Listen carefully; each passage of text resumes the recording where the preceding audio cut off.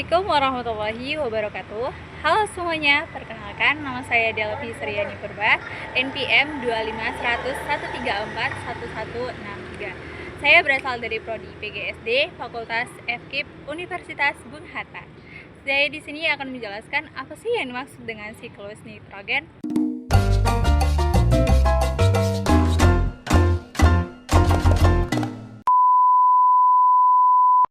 Sebelum kita menuju ke pembahasan mengenai siklus nitrogen, mari kita sama-sama mengenal apa sih sebenarnya nitrogen itu.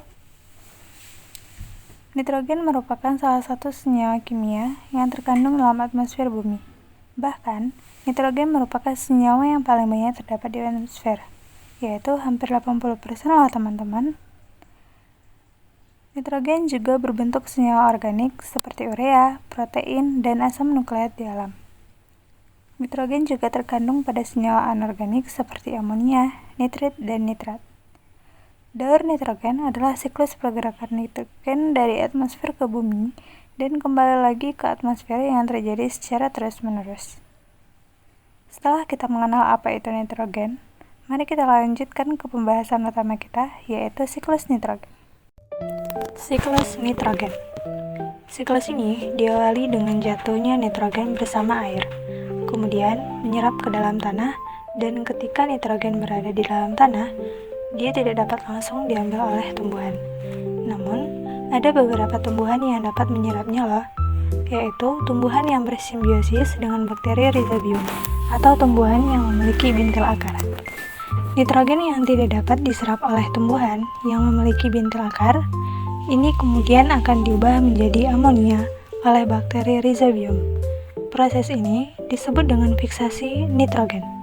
Setelah proses fiksasi yang telah menjadi amonium, kemudian diubah oleh bakteri Nitrosomonas menjadi nitrit.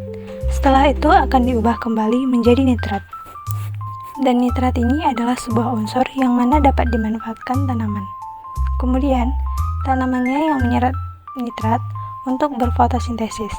Dan proses ini disebut asimilasi. Dan jika tanaman yang menyerap nitrat tadi mati, atau ada beberapa hewan yang memakan tanaman tersebut mati dan menjadi bangkai, maka bangkai tersebut akan tumbuh naik menjadi dekomposer, baik itu fungi ataupun bakteri.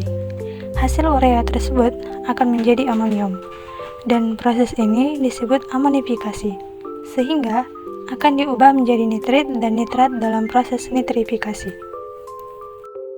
Jadi kesimpulannya adalah amonium akan diubah menjadi nitrat dan nitrit dalam proses nitrifikasi ya teman-teman.